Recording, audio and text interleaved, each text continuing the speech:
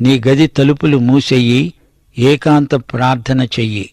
యథార్థంగా నీ హృదయంలో ఉన్నదేదో అదంతా ఆయన ఎదుట కుమ్మరించు.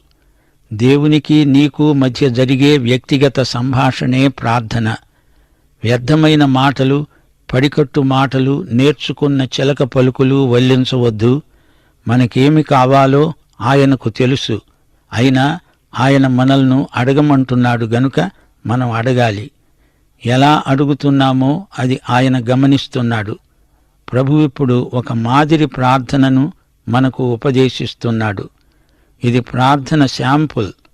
ప్రతి విశ్వాసి ఈ పద్ధతిలో ప్రార్థించాలని ప్రభు అభీష్టం.